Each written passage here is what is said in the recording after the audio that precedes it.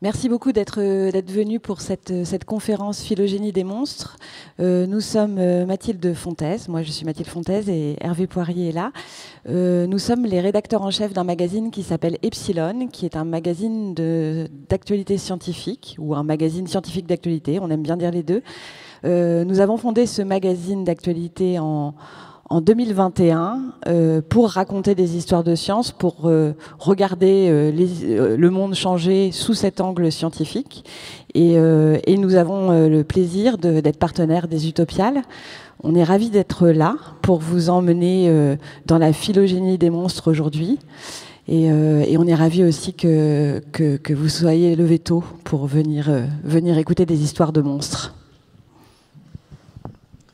Donc la phylogénie des monstres, c'est une drôle de mélange de deux termes qui appartiennent à des champs totalement différents. Les monstres, c'est ce qui fait peur aux enfants le soir. C'est les personnages principaux des histoires que l'on se raconte.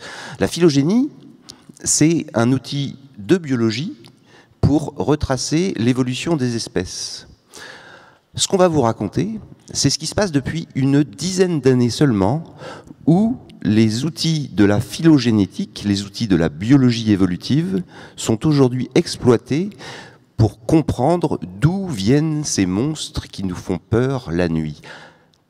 On va voir qu'ils viennent de la nuit des temps, et on fait le pari qu'en comprenant mieux d'où ils viennent, peut-être qu'ils nous feront un peu plus peur, ou peut-être qu'ils nous feront un peu moins peur. En tout cas, on va devenir un peu plus intime avec ces êtres imaginaires qui peuplent nos pensées et qui forgent l'esprit des petits-enfants quand on leur raconte des histoires. Vous allez voir tout au long de cette conférence, on va voir ensemble l'incroyable persistance de ces mythes, de ces monstres, de ces figures, toutes ces figures du dragon, de la fée, de la sorcière. On va voir comme toutes ces histoires traversent les âges et on vient en fait d'en avoir la preuve aujourd'hui, là, tout récemment. C'est une découverte scientifique dont on a fait, qui est en ce moment en kiosque. Je fais pas de publicité, mais c'est vraiment un article qu'on vient de publier et une découverte qui vient d'être faite par des archéologues. Dans ce numéro aussi. Là, c'est de la pub. Et donc, ce sont des archéologues qui ont étudié, qui ont retrouvé, en fait, tout simplement, 2 petits morceaux de bois calcinés auprès d'un espèce de mini-feu. Ces archéologues ont identifié tout de suite ces 2 morceaux de bois et ce mini-feu, cette disposition, comme étant un élément clé d'un rituel qui est connu aujourd'hui, détaillé par les anthropologues dans les sociétés des tribus d'aborigènes contemporains. Donc tout ça se passe en Australie. Ces 2 morceaux de bois calcinés et ce petit feu ont été retrouvés dans la grotte de Clogs, au sud-est de l'Australie. Ils ont été datés de 11 000, 12 000 ans. Ce qui est incroyable dans cette histoire, c'est qu'on a d'une part un vestige donc très très ancien, 11 000, 12 000 ans, et d'autre part des récits qui se sont transmis aujourd'hui et qui sont encore existants, qui sont encore partagés par certaines tribus aborigènes. Donc ce récit, c'est le suivant, c'est un rituel magique. Le principe, c'est un rituel de guérison en fait. Le principe, c'est qu'une femme ou un homme médecin va scander le nom du malade jusqu'à ce que les petits bouts de bois soient totalement calcinés, voire qu'ils tombent sur le sol. Ce qu'on voit du coup, c'est que tout ce récit va s'être transmis sur 500 générations et ça fait écho à un tas de découvertes qui ont été faites en Australie en particulier par les anthropologues et par les archéologues et qui montrent comme ça la transmission de mémoires, de récits très très anciens.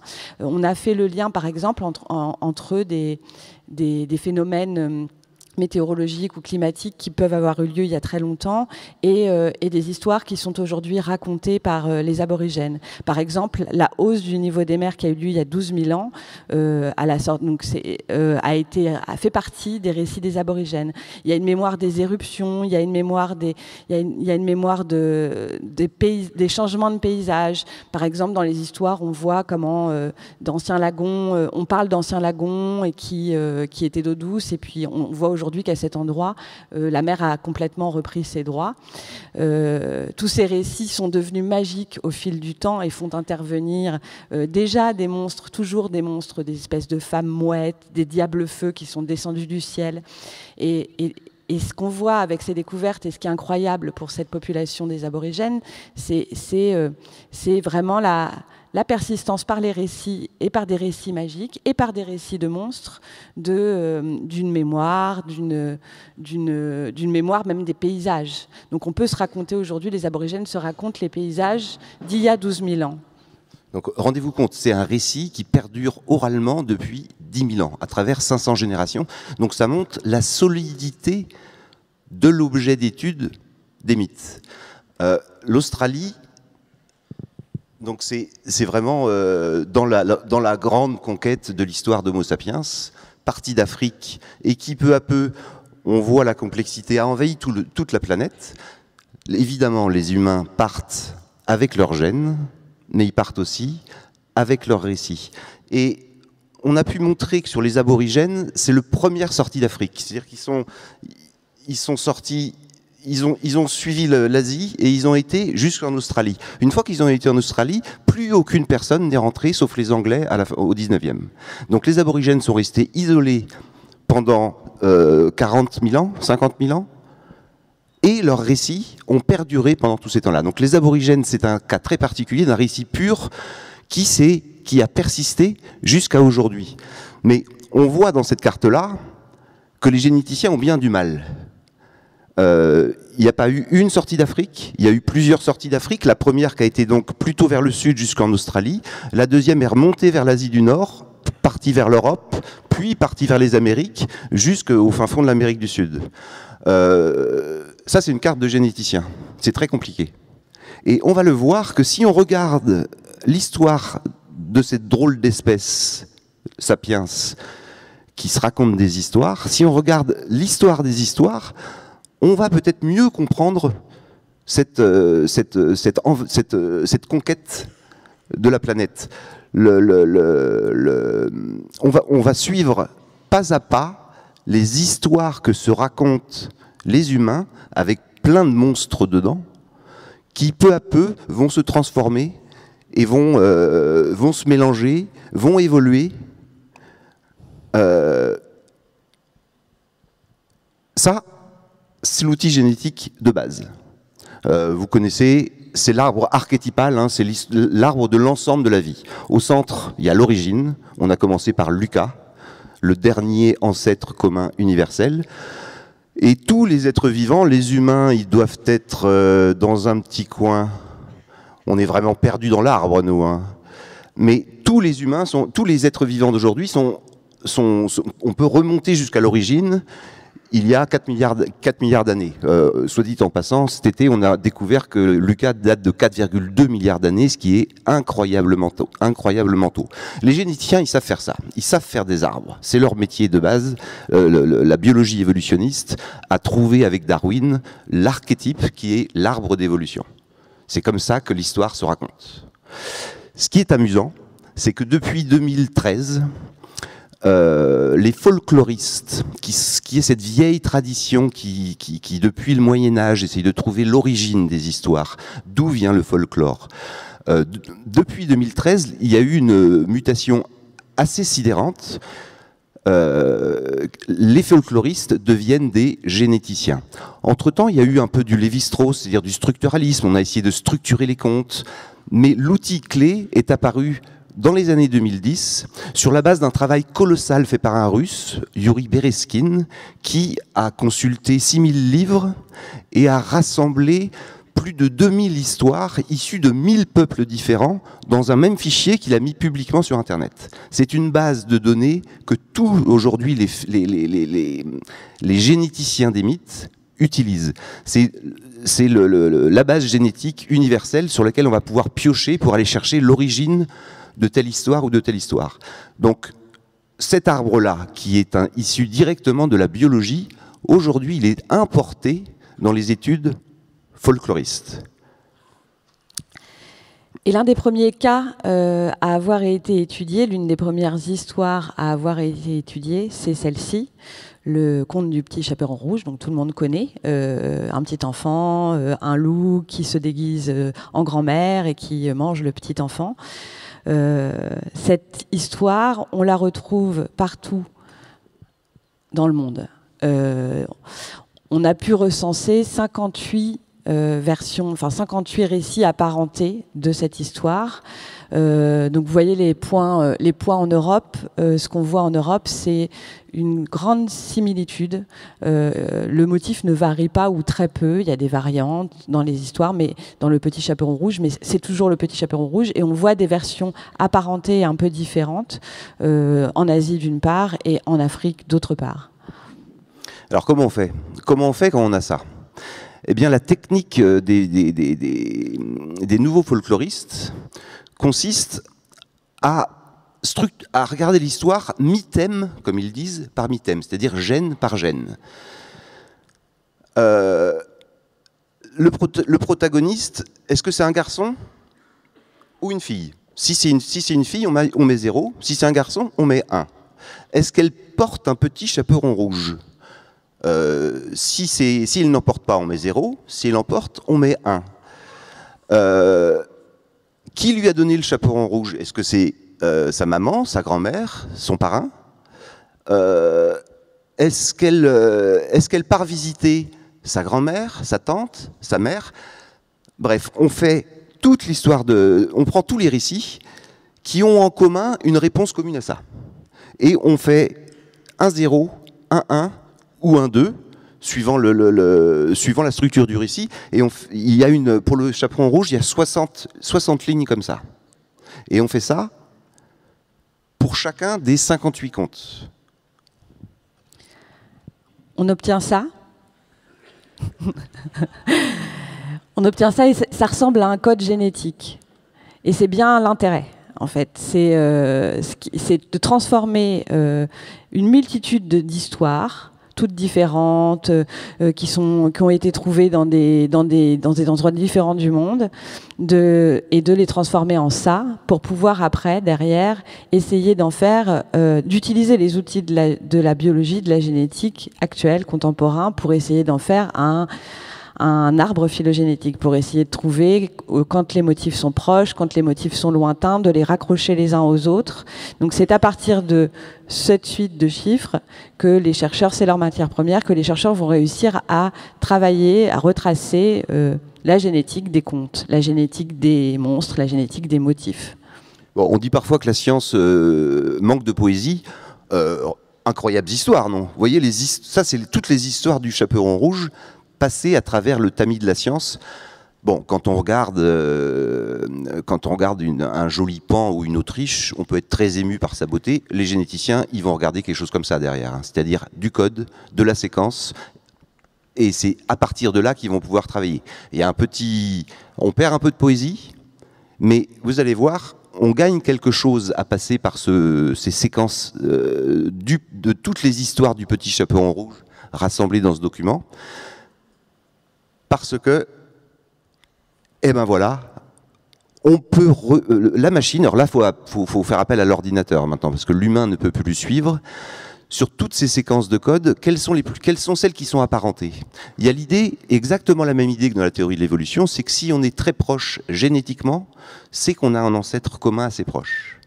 Ben, les contes, c'est pareil. S'ils sont très proches au niveau des mythèmes, eh bien, ça veut dire qu'ils ont un ancêtre commun, que ces histoires-là, on se les a racontées, elles ont un peu évolué au fur et à mesure des migrations des peuples, mais elles ont un ancêtre commun. Donc ça, c'est le résultat de la machine qui, avec des outils de biologie d'évolution, réussit à trouver les liens entre les 58 histoires du petit chaperon rouge. Qu'est-ce que ça nous apprend ? Eh bien après, on rentre dans le folklore. Il y avait un grand débat dans les folkloristes, c'est est-ce que l'histoire du petit chaperon rouge est liée aux histoires du loup et les enfants ? Bon, ça fait des décennies de débat, des siècles de débat. Est-ce que ces deux contes, l'un est plutôt africain, l'autre est plutôt européen, le petit chaperon rouge est européen, le loup et les enfants est raconté en Afrique, mais il y a aussi des versions assez proches en Asie. très compliqué pour les folkloristes de trancher ces débats.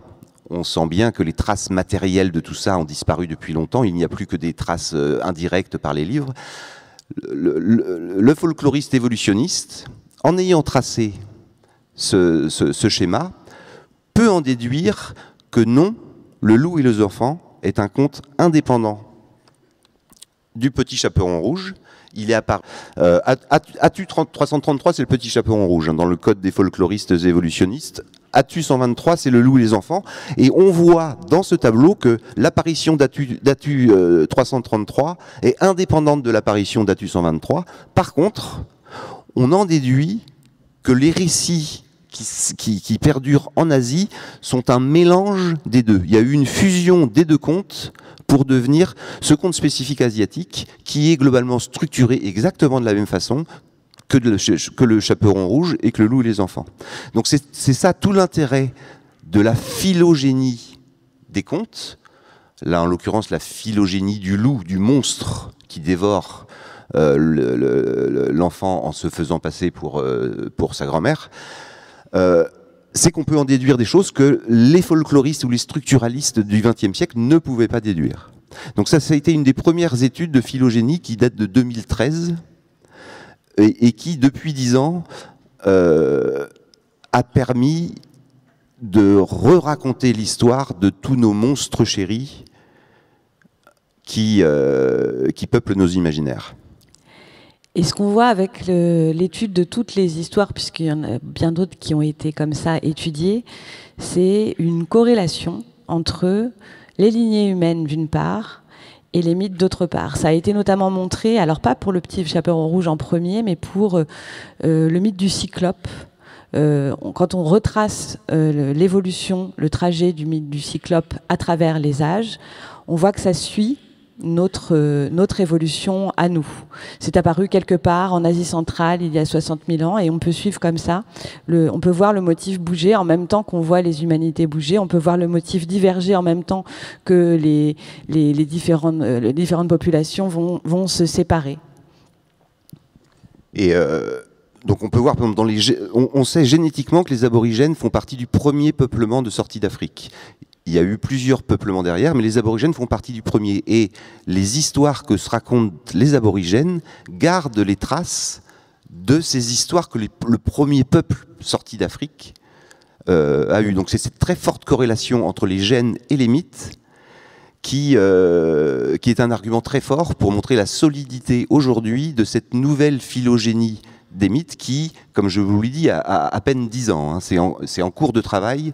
Ça a été principalement développé à partir des travaux de Bereskin dont je vous parlais, par Jean-Louis Lequelec et Julien Duy, deux folkloristes français qui ont été les premiers à aller voir leurs collègues de labo de biologie pour se spécialiser dans ces arbres qui sont assez complexes. Hein. C'est des outils assez complexes, c'est du calcul informatique. Pour trouver ces arbres-là, il faut avoir des logiciels très spécifiques. Donc, ils sont les premiers à s'être familiarisés avec ces techniques génétiques pour raconter des histoires de mythes. Prenons la sorcière, qui est... On en vient au monstre. Ouais. C'est l'un des monstres. Donc c'est la Baba Yaga en Russie, la fée Carabosse. Il y en a partout des sorcières. Il y en a partout. Il n'y en a pas trop en Afrique. Hein. Il y en a plutôt beaucoup en Europe, beaucoup en Asie. Il y en a aussi en Amérique. C'est cette figure maléfique qui vit dans les forêts, féminine mais démoniaque, qui peut dévorer les enfants, les rôtir, qui peut aussi aider le héros à certains moments. Elle peut, suivant la façon dont le héros se comporte, être soit l'aider dans sa quête, soit le punir méchamment. C'est une figure de la forêt qui est une figure très liée aux animaux. Donc c'est une figure qui prend beaucoup de formes à travers tous les contes, et retrouver l'origine, la naissance de la sorcière dans le folklorisme traditionnel, c'est très très compliqué parce qu'il y en a partout. La phylogénie de la sorcière montre que cette figure-là est née il y a 40 000 ans en Asie du Sud-Est. C'est quand même assez incroyable de pouvoir, par des outils... Donc c'est pareil, hein, ils ont recodé, ils ont fait une énorme matrice, ils ont passé ça sous le prisme des logiciels d'évolution, et ils ont tracé l'arbre de naissance de la sorcière. Et à gauche, c'est l'apparition de la sorcière qui a muté. Elle est passée, donc vous voyez, on la voit dans l'Odyssée, on la voit chez les Roumains, chez les Basques, chez les Turcs, chez les Gascons, chez les Kabyles, chez les Berbères, chez les Serbes. Mais tous sont reliés à une seule et unique naissance en Asie du Sud-Est il y a 30-40 000 ans. C'est quand même assez sidérant de voir la persistance, la force de cette figure qui s'est transmise et qui hante les rêves des enfants depuis 40 000 ans. C'est ça la puissance de la phylogénie des monstres, c'est de comprendre qu'est-ce qu'il y avait comme histoire dans nos très très très très lointains ancêtres. 40 000 ans, ça nous fait des milliers de générations. Chaque enfant, dans ces régions-là, a écouté des histoires de sorcières, avec son côté maléfique, avec son côté bénéfique. Le point commun, c'est le mythe d'origine, c'est la maîtresse des animaux. C'était un mythe qui, il y a 40 000 ans, était très puissant, était très raconté. On voit la puissance d'un mythe, on le voit dans la propension qu'il a à se répandre dans toutes les régions où il s'est raconté. Donc ce mythe de la maîtresse des animaux, qui, dans certaines régions, est devenu maître des animaux aussi. On va le voir, les mythes, c'est comme les gènes, ça peut évoluer. On peut tout d'un coup transformer un homme en femme. On peut tout d'un coup transformer un homme en animal. Mais la structure sous-jacente reste la même. C'est la force du code de la matrice qu'on vous a montré tout à l'heure, c'est que ça ne s'arrête pas à la superficialité des personnages ou à la superficialité même des récits. Ça va chercher une structure commune à tout cela et ça les dégage pour raconter le récit, la base des récits, la base des monstres. La base de la sorcière, elle est née il y a 40 000 ans en Asie du Sud-Est. Prenons un autre monstre. Le dragon. Le dragon, il a fasciné les folkloristes parce qu'il est présent partout. Il est présent partout et il est incroyablement stable dans sa représentation. Donc c'est quoi un dragon, hein, l'animal hybride lié au serpent. Alors il faut qu'il ait une seule tête. Deux têtes, c'est pas un dragon, mais c'est un animal hybride dans le sens où il a un corps de serpent la plupart du temps et il a une tête d'une autre espèce. Il est souvent géant, il peut souvent voler, il peut provoquer des inondations, il est agressif, il est dangereux. Il peut avoir une pilosité humaine parfois, la plupart du temps il a quand même des écailles. Bref, ce motif du serpent dévastateur avec une tête d'une autre espèce est présent partout.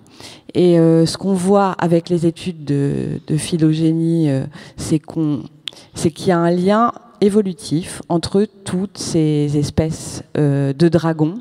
C'est un motif qui suit, lui aussi, comme le mythe du cyclope dont on parlait tout à l'heure, qui suit les migrations, les grandes migrations humaines. Et ce qu'on voit aussi, c'est qu'invariablement, il y a un lien avec l'eau. Il y a un lien entre l'eau et le dragon. Sans doute était-il relié à de vieux rituels, des rituels où, en coupant la tête du serpent, on pouvait se protéger contre des phénomènes, des inondations, des orages. Il était lié à une crainte comme ça de l'eau, et il est présent partout. Ce sont les deux conclusions de la phylogénie pour le dragon. Tout petit aparté, là c'est un arbre un peu bizarre.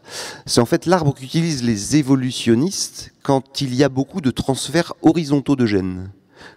Darwin, quand il a posé son arbre classique, il n'a pas pris en compte la possibilité que des espèces s'échangent des gènes sans créer, enfin, ce qu'on appelle l'échange horizontal, alors que Darwin a pensé que l'échange vertical. Donc les biologistes ont été obligés de faire un arbre un peu tordu pour expliquer que, alors c'est vrai, surtout vrai chez les bactéries. Deux bactéries peuvent non pas se reproduire ensemble, mais s'échanger des gènes. Et ça oblige à faire un arbre un peu différent. Les mites, c'est pareil. On peut échanger. Il y a une évolution verticale. On transmet un mythe à ses enfants, qui vont le transmettre à leurs enfants, qui vont le transmettre à d'autres populations, qui vont évoluer. Mais on peut aussi prendre un élément de mythe et le remettre, faire un mélange entre les mythes. D'où la nécessité pour les phylogéniciens des mythes d'utiliser aussi des arbres de transferts horizontaux. Arbres de transferts horizontaux qui nous montrent donc que la figure clé de Game of Thrones, à la base, c'est la crainte de l'eau. Et dans les cavernes préhistoriques, on a ces figures de serpents à tête coupée qui sont là pour se protéger justement de l'eau qui, depuis la nuit des temps, est la valeur clé de la survie. Donc le dragon est ce monstre qui menace par l'eau la survie et qu'il va falloir défier, couper la tête pour survivre. C'est la jolie leçon de la naissance des dragons. Et ça n'a pas été inventé par l'heroic fantasy, les dragons. C'est vraiment une figure qui va chercher très très loin dans l'imaginaire de cette drôle d'espèce qui ne cesse de se raconter des histoires. Prenons l'ogre. L'ogre est une drôle de figure. Charles Perrault en fait un humain qui dévore ses enfants. Tolkien en a fait les orques, qui sont assez dévoreurs aussi. Les Grecs ont imaginé Chronos, qui est le dévoreur. Donc cette figure a créé un mythe.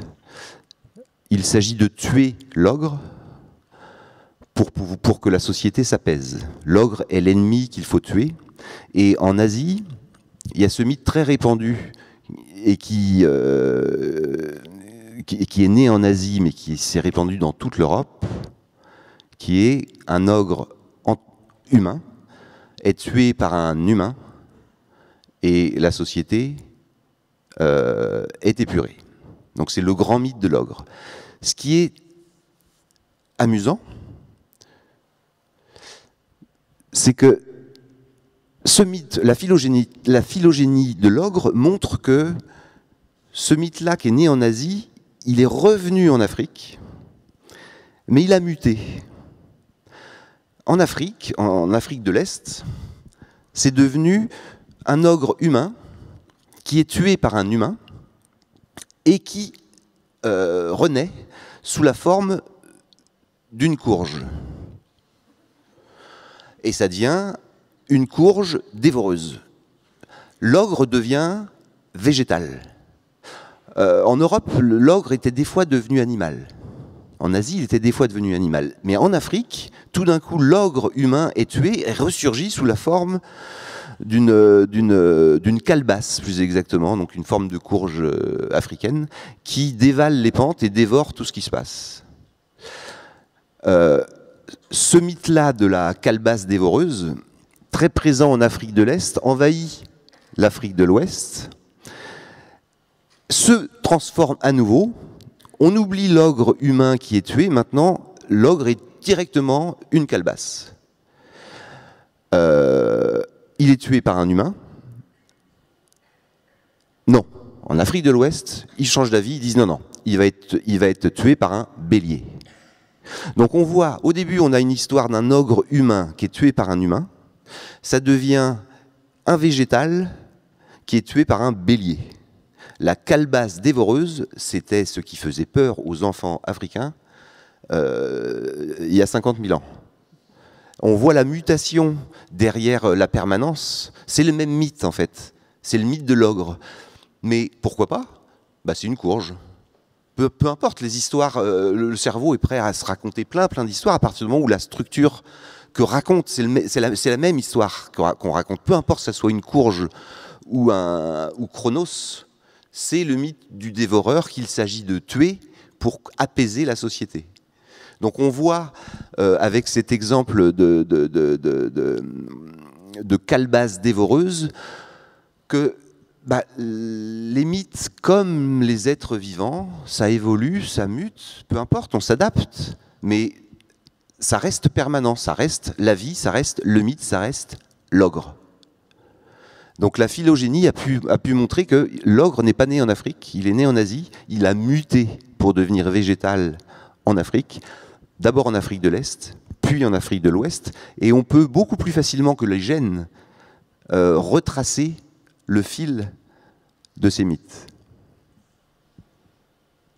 Sans transition, après la calebasse, on passe à la calebasse d'Évreuse, pardon. On passe à la fée.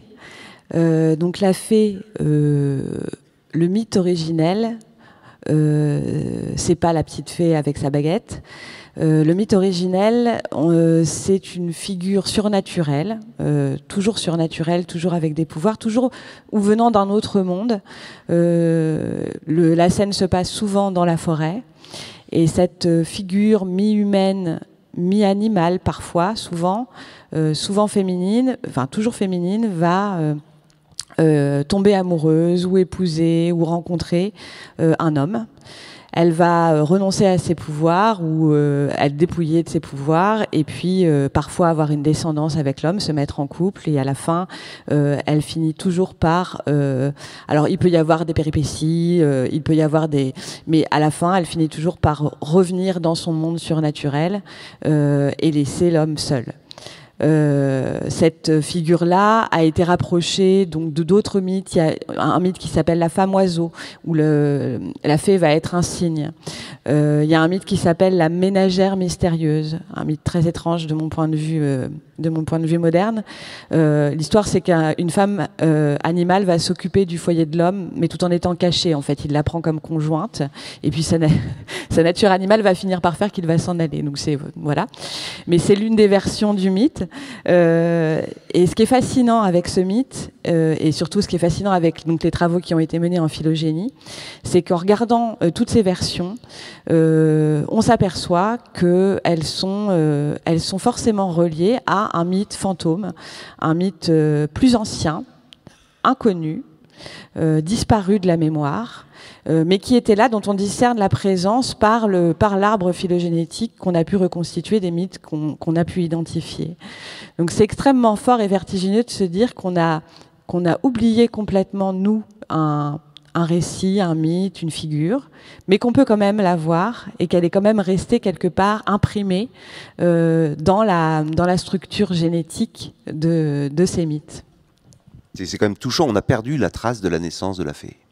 Mais on sait qu'elle est antérieure à d'autres récits qui s'en sont inspirés. La femme oiseau, la ménagère mystérieuse. C'est une des beautés de la phylogénie des monstres, c'est de faire ressurgir des choses que plus aucun peuple n'a gardées en mémoire. Mais la structure des récits qu'on continue à raconter garde cette mémoire. De la même façon que Lucas, le premier être vivant dont nous sommes tous les descendants, a disparu, mais la génétique peut très vite, l'a ressuscité. Et cet été, on a pu avoir pour la première fois le code, la séquence génétique de Lucas. Et on peut comprendre ce que faisait Lucas, comment il vivait, quel était son métabolisme, on fait ressurgir Lucas alors qu'il est disparu. Là, ce qui est très touchant, c'est qu'on fait ressurgir la fée qui a disparu des imaginaires de la Terre depuis des dizaines de milliers d'années. Mais la phylogénie des monstres fait ressurgir cet être surnaturel. Une autre figure qui est de créature imaginaire, on peut dire de monstre, parce que l'Amazone, c'est un monstre pour ceux qui racontent l'histoire. On connaît, le mot vient plutôt de la tradition grecque, où c'est ce peuple, on ne sait pas trop dans quel endroit il habite, en tout cas pas à côté de chez nous, mais il fait peur. C'est un peuple de femmes, guerrières, redoutables, cruelles, dotées de pouvoirs magiques, capables de se battre mieux que les hommes, cruelles avec les enfants mâles qu'elles mutilent ou qu'elles tuent, exigeantes avec les enfants filles qu'elles éduquent en farouches combattantes, peuple mythique que les Grecs peignaient en cruel et contre qui il fallait être prêt à se battre. Le peuple des Amazones, ce peuple où il y a un matriarcat, les Grecs se les racontaient. Ce qui est amusant, c'est que si on va au fin fond de l'Amérique du Sud, en terre de feu, on a un peuple qui raconte une drôle d'histoire d'une société où il n'y a que des femmes qui ont un pouvoir magique, un pouvoir magique qu'elles utilisent de façon démoniaque pour propager des maladies, pour répandre la mort, et que ces peuples du terre de feu racontent qu'il a bien fallu se soulever contre cette tyrannie des femmes. Il a bien fallu aller faire la guerre, les tuer, et ne garder que les filles pour plus tard se remarier avec elles et refonder un peuple, enfin, dominé par les hommes, c'est-à-dire apaisé, c'est-à-dire... parce que les femmes, si on leur donne le pouvoir, qu'est-ce qu'elles sont cruelles. Donc ce récit d'un matriarcat en fin fond de terre de feu, ou dans l'Antiquité grecque, était le même. Ce récit d'un si les femmes ont le pouvoir, ça se passe pas bien. Partout dans le monde, on se raconte cette histoire. Partout dans le monde, alors, les hommes se racontent cette histoire. Il ne faut pas laisser le pouvoir aux femmes. Ça se passe toujours très mal. On se rencontre avec la phylogénie du matriarcat primitif. Ce récit d'Amazone, alors, ils n'appellent pas ça des Amazones en Amazonie, paradoxalement. En Amazonie, ils n'appellent pas... Mais ces Amazones qui sont... Ce récit est partout sur Terre. Ce récit de femmes cruelles, démoniaques, mortifères quand elles ont le pouvoir. On se rend compte qu'il est apparu il y a 65 000 ans en Afrique. Mais en Afrique, il racontait il y a 65 000 ans qu'il y a longtemps, les femmes avaient le pouvoir. Elles avaient de la magie. Cette magie aujourd'hui est taboue et ce pouvoir a été renversé pour la paix, renversé par les hommes parce qu'il ne faut pas que les femmes aient le pouvoir.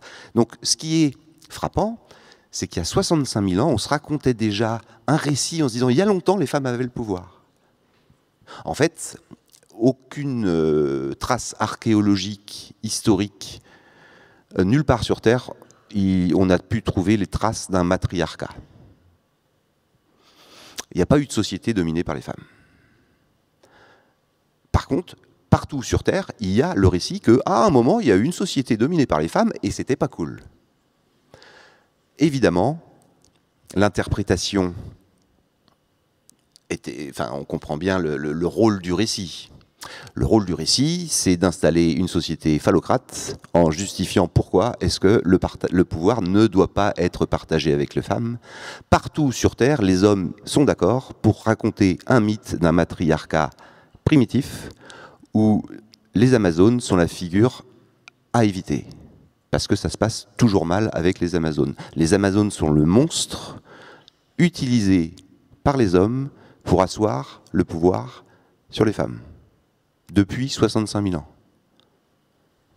Amusant, la leçon de la phylogénétique. Amusant, la propension à se raconter des histoires. Plus amusant encore, c'est que depuis les années 70-80, il y a une réhabilitation de la figure des Amazones. Non, elles ne sont pas cruelles, elles sont fières, elles sont belles, elles sont vigoureuses, elles sont indépendantes. C'est une figure de la libération féminine aujourd'hui. Le mythe, on peut le retourner, toujours. On peut l'interpréter différemment. Le mythe, il perdure. Et c'est un outil dont on peut aujourd'hui se ressaisir. Il peut y avoir une fierté féministe à se revendiquer Amazone. Mais il ne faut pas oublier qu'à la base, l'Amazone était une figure politique utilisée pour asseoir un pouvoir phallocrate. Partout sur Terre, du fin fond de l'Amérique du Sud jusqu'en... on peut regarder toutes les sociétés phallocrates. Il y en a beaucoup, hein. partout sur Terre, les hommes ont peur des femmes. Partout sur Terre. Elles ont un pouvoir magique. Ce pouvoir magique est aujourd'hui tabou. C'est la leçon de la phylogénie des Amazones. Et ça montre le pouvoir des histoires. On a vu par tous ces exemples la profondeur des mythes, leur transmission, l'importance des mythes, c'est la permanence de ces récits. Et en fait, ça s'explique même par des travaux qui n'ont rien à voir avec la phylogénie, qui n'ont rien à voir avec le folklorisme, qui sont des travaux qui ont été menés en neurologie, en psychologie cognitive, en étudiant comment fonctionne notre cerveau. C'est une tendance de découverte qui a eu lieu ces dernières années, dont on a parlé dans Epsilon aussi. On en a fait un dossier. On a titré comme ça, Homo fictionus, pourquoi notre espèce se raconte des histoires. On a voulu vous le remettre là. On avait fait une conférence l'année dernière aux Utopiales sur ce sujet. Ce qu'ont découvert ces chercheurs, c'est à différents niveaux. C'est que on est fait, notre cerveau est fait à la base pour se raconter des histoires. C'est absolument irrépressible et ça structure toute notre cognition, toute notre manière de voir le monde, d'interagir, etc. On le voit par des travaux d'anthropologie qui montrent que tout se joue autour du feu. On le voit par des travaux de psychologie expérimentale qui vont mesurer que quand on écoute une histoire en groupe, les cœurs se synchronisent. On le voit aussi quand on étudie la manière qu'ont les histoires de structurer nos émotions, par exemple, ou nos raisonnements, ou nos interactions sociales. On a repéré, en faisant ce travail pour ce dossier, une citation qui nous avait beaucoup plu et que j'avais envie de vous lire, qui a été, donc c'est l'écrivaine Nancy Houston qui dit « Aucun groupement humain n'a jamais été découvert, circulant tranquillement dans le réel, à la manière des autres animaux, sans religion, sans tabou, sans rituel, sans généalogie, sans conte, sans magie, sans histoire, sans recours à l'imaginaire, c'est-à-dire sans fiction. Nous sommes faits pour nous raconter des histoires. » La plus grande invention technologique d'Homo sapiens, c'est les histoires qui se racontent. C'est l'outil technologique par lequel il s'est lui-même, il a pu conquérir la Terre, il a pu transformer la nature, il a pu s'accaparer la planète. La plus grande invention technologique, c'est la propension à se raconter des histoires. Notre cerveau n'est pas fait pour avoir de l'information. Notre cerveau est fait pour écouter des histoires. Et l'évolution a inventé un dispositif très efficace pour que ces histoires qui sont vertueuses pour l'intelligence, qui nous permettent de développer un certain nombre de capacités cognitives, l'évolution a juste inventé le déclenchement d'une production massive d'ocytocine quand on écoute une histoire. C'est l'hormone du bonheur. Les histoires, c'est une drogue pour nous. Et notre cerveau, notre corps est fait pour nous donner envie d'en faire d'autres. Autre point aussi qui a été montré par ces chercheurs en neurologie qui est très intéressant, c'est cette idée que de toute façon, notre cerveau fabule en permanence. En fait, non seulement on est fait pour entendre et raconter des histoires, des récits comme nous, on vient de faire, on vous a raconté une histoire aujourd'hui, mais on le fait aussi, notre cerveau le fait en permanence. Dans sa manière, par exemple, d'encoder les souvenirs, la mémoire, le cerveau va en fait toujours inventer des bouts, toujours compléter la perception, les stimuli du réel par des éléments de fiction.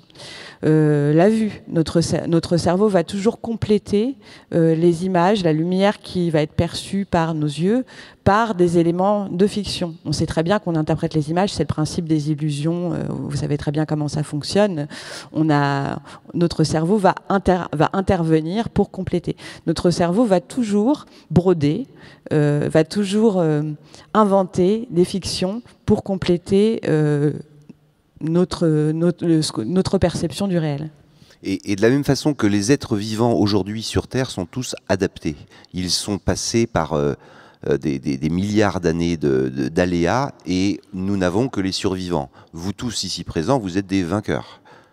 toutes les espèces vivantes sur Terre sont des grands vainqueurs. Ils ont été parfaitement adaptés au monde moderne. De la même façon, les monstres dont on vous a parlé sont des figures qui ont été sélectionnées, qui se sont adaptées, qui ont muté, mais qui sont des figures vainqueurs. La figure du dragon, si elle est toujours présente aujourd'hui, c'est qu'elle est adaptée à notre cerveau, c'est qu'elle est adaptée au récit que Sapiens, qu'Homo fictionus veut toujours se raconter. La figure de l'Amazone, si elle est encore vivace aujourd'hui, c'est que c'est un vainqueur. C'est une figure qui nous raconte quelque chose de très profond.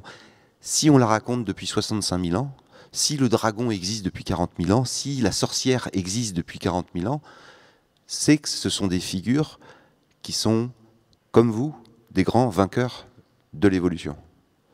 C'est ça la leçon de cette phylogénie des monstres, c'est de comprendre que ces histoires, ces monstres qui peuplent nos imaginaires, eh ben, elles ont évolué avec nous, elles nous accompagnent depuis que Sapiens est Sapiens. L'invention, Homo habilis avait un cerveau qui était capable de se raconter des histoires, il y a 2 millions d'années. Il y a 500 000 ans, on a pu avoir un appareil pour parler. Il y a 300 000 ans, Sapiens est apparu en Afrique. Eh ben, depuis 300 000 ans, la principale activité de Sapiens, c'est se mettre autour du feu et se raconter des histoires de monstres. On commence seulement depuis 10 ans à pouvoir, grâce à la phylogénie, retracer ces premières histoires racontées au coin du feu. L'enjeu aujourd'hui, c'est de savoir est-ce qu'on va pouvoir retrouver les mythes de Sapiens, de Néandertal, pardon, qui est l'autre grande humanité. Et l'enjeu demain, ça sera est-ce qu'on trouvera les mythes de Denisova, la 3e humanité qu'a peuplé la planète. Il y a des grands débats. Certains disent que Néandertal avait moins de capacité à se raconter des histoires et que c'était peut-être là une des grandes raisons de sa disparition. Denisova, savait-il quels étaient les récits de cette 3e humanité dont on a une molaire et un tibia, mais dont on sait qu'elle a peuplé l'Asie pendant des centaines de milliers d'années? C'est le début. Peut-être que dans 20 ans, on va retrouver les mythes de Néandertal, peut-être même qu'on va trouver dans nos propres histoires, de la même façon qu'on a 3% de génome de Néandertal, peut-être qu'il y a quelques pourcentages de mythes néandertaliens dans nos histoires, en particulier en Europe. Et peut-être qu'en Chine, ils ont des histoires denisoviennes. C'est le début. C'est le début des recherches. Ça fait seulement 10 ans, comme on vous le dit, que ces travaux sont en cours. Nous, on avait raconté cette histoire en 2017 à Science et Vie, dans le journal où on était avant. C'était vraiment le début de cette phylogénie des monstres. Depuis, on suit avec une attention, une passion, l'évolution de ce domaine. Et on trouvait que pour le festival des Utopiales, où il s'agit de plonger dans nos imaginaires, bah, c'est une bonne histoire à vous raconter ce matin.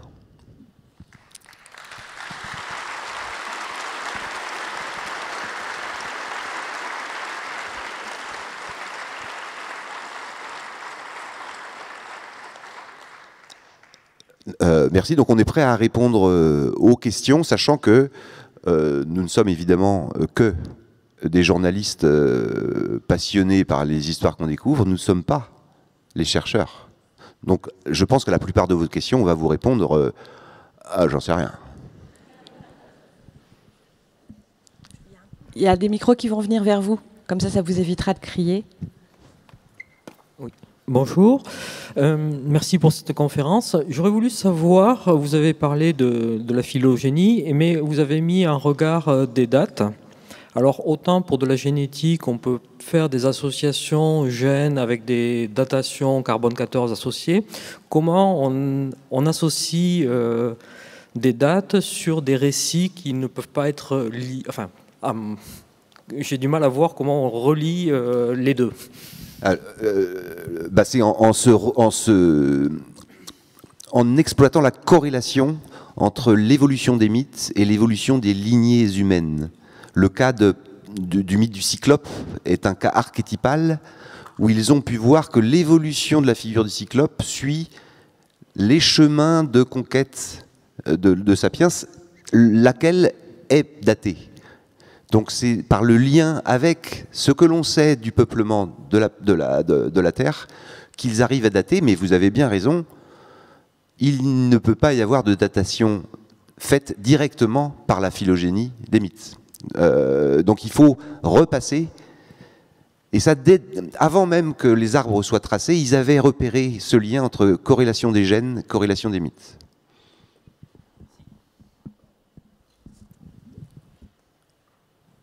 On en a, ouais.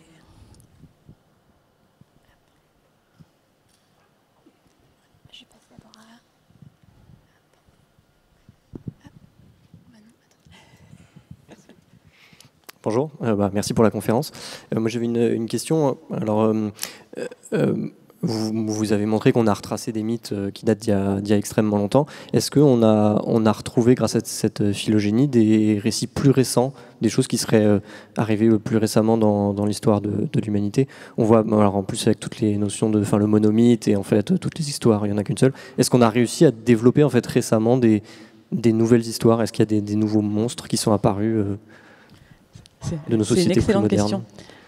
C'est vrai qu'on n'a pas vu de. Enfin, moi, mais je vais laisser Hervé répondre, mais on n'a pas vu de nouvelles histoires émerger. Après, il y a sans doute un biais dans la démarche de ces chercheurs dont le but est de raccrocher en fait les récits actuels à des récits anciens, de retrouver dans les récits actuels des motifs qui vont être et de retracer leur histoire. Donc sans doute qu'ils s'intéressent plus à retrouver l'Amazone actuelle, voilà. Mais c'est vrai qu'on n'a pas vu comme ça d'éblouissement, d'arrivée d'un nouveau mythe, d'un nouveau monstre dans ces travaux-là. Mais ça mériterait d'être reposé. La question mériterait d'être posée aux chercheurs. Mais après, chacun son travail. Là, aux Utopiales, il y a plein d'auteurs dont la charge est d'inventer des nouveaux monstres. Les phylogénéticiens des mythes vont chercher les anciens. Chacun son travail. Mais j'espère bien qu'il va y avoir plein de nouveaux monstres qui vont apparaître. Bien sûr.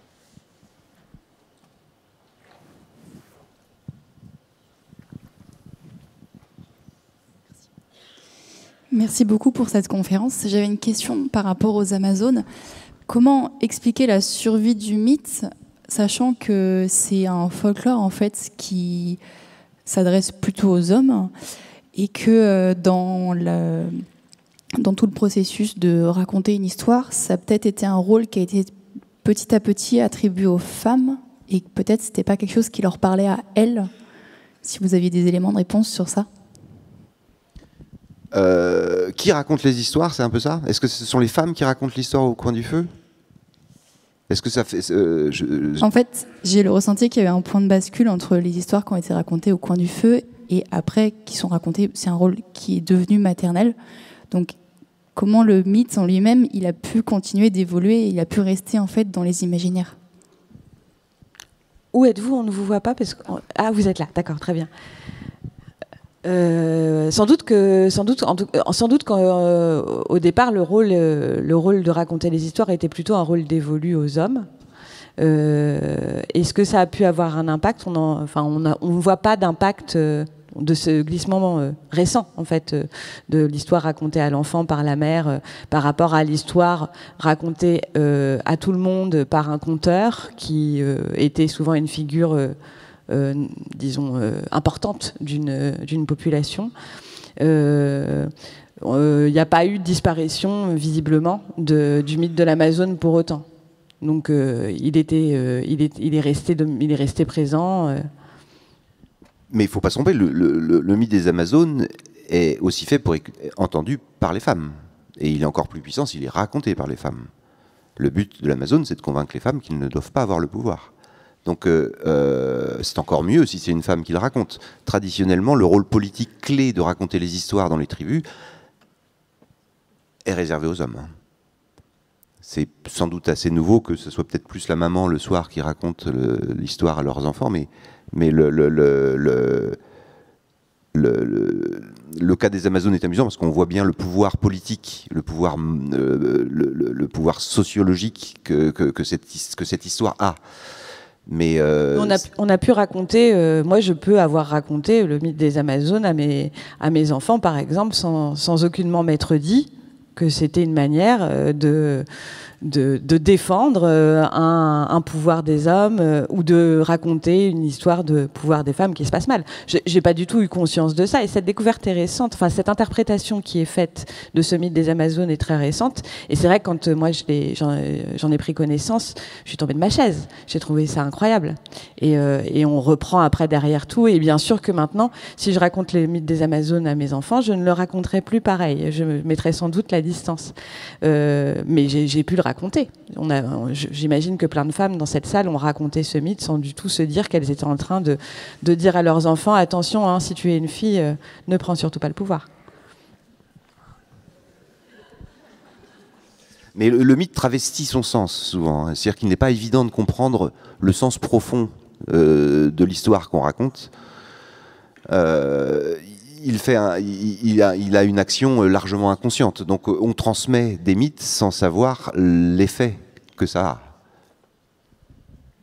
a. C'est aussi ça qui est intéressant je trouve moi dans cette phylogénie des mythes. C'est cette idée que par exemple la fée qui est toute mignonne, qui est super, enfin, même assez puissante, et en fait elle n'intervient pareil que dans des histoires toujours qui sont liées à la pureté de la femme. Enfin, on voit bien dans les histoires qu'on a racontées qui sont des histoires.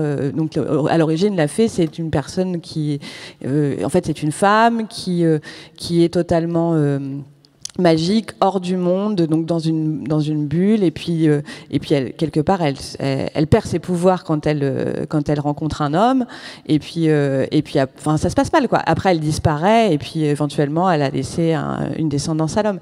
Mais donc on voit un peu la fée différemment aussi quand on a toute cet arbre phylogénétique et tout ce recul en fait sur l'histoire. Et on sans parler de la sorcière, mais le cas de la sorcière a été beaucoup raconté aussi ces derniers temps, et il joue un rôle aussi politique très fort. Et donc tous ces mythes, en comprenant leur histoire, évidemment, on peut aussi revoir la trajectoire, enfin les raconter différemment aujourd'hui, et comprendre leur rôle politique, puisqu'ils en ont tous un, de fait. La figure de l'Amazone, de la sorcière et de la fée a été inventée par des hommes, assurément. À chacun de déconstruire les raisons pour lesquelles aujourd'hui on peut continuer à les raconter, mais peut-être en ayant bien conscience des fonctions sociales et politiques que ces récits et que ces monstres avaient dans les imaginaires des petits-enfants à qui on les racontait depuis des dizaines de milliers d'années.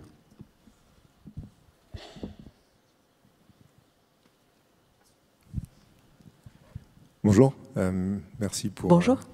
Cette conférence, c'est une approche hyper séduisante. Je me posais la question, même si vous avez donné certains éléments, de savoir comment on pouvait valider en fait que on a bien compris comment se passait la démarche, mais de se dire typiquement un dragon de l'extrême orient japonais aérien est vraiment un lien avec quelque chose d'autre. Surtout quand on sait qu'en fait un récit narratif, il a toujours des éléments qu'on sait aujourd'hui sont très similaires. Donc ma question, c'est de savoir comment est-ce qu'on peut véritablement être sûr qu'une histoire qui ressemblait beaucoup à une autre histoire de l'autre côté de la planète soit en lien, et en fait pour vraiment savoir si on peut valider systématiquement ces approches. Merci. C'est la question clé de la solidité. C'est une question clé. Et là, il faut rentrer dans les études, dans les publications scientifiques, et il faut rentrer dans la solidité des arbres. Globalement, quand ils font un arbre, ils n'en font pas un, ils en font 1000. Sur des méthodes bayésiennes, c'est-à-dire en mettant de l'aléa. Et ils font la moyenne des 1000, et ils peuvent mesurer une sorte d'écart type. Est-ce que, si j'en fais 1000 avec un peu de bruit, est-ce que je retombe à peu près sur les mêmes tout le temps ? Et ça, c'est des méthodes utilisées en théorie, en biologie, pour asseoir la solidité des arbres phylogénétiques. Il y a la même question pour les biologistes. Donc, les spécialistes des mythes ont utilisé exactement les mêmes outils et exactement les mêmes moyens d'évaluer la solidité de chacun des arbres. Pour chaque arbre qu'on vous a montré, il y a des facteurs qui l'accompagnent sur le degré de sûreté de ces liens-là.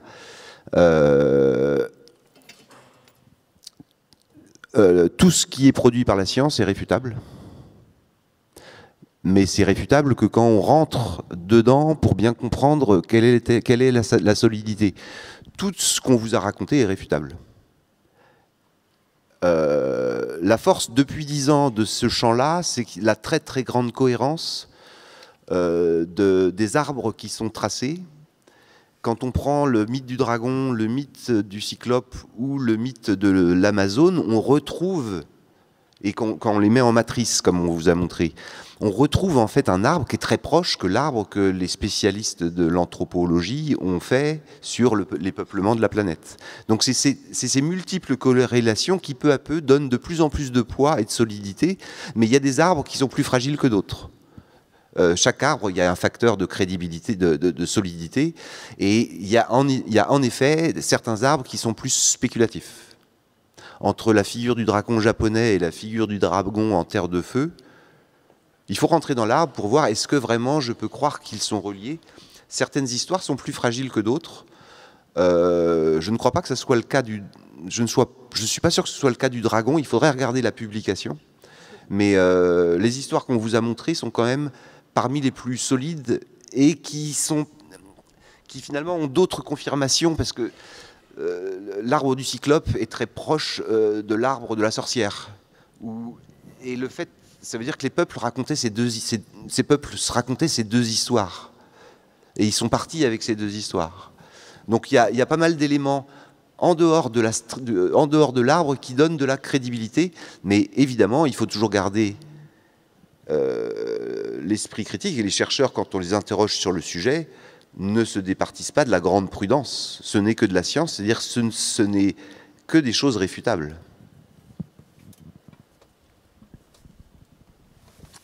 Je crois qu'on va dépasser le temps. Peut-être on va s'arrêter là. On s'arrête là. Merci beaucoup encore de votre attention.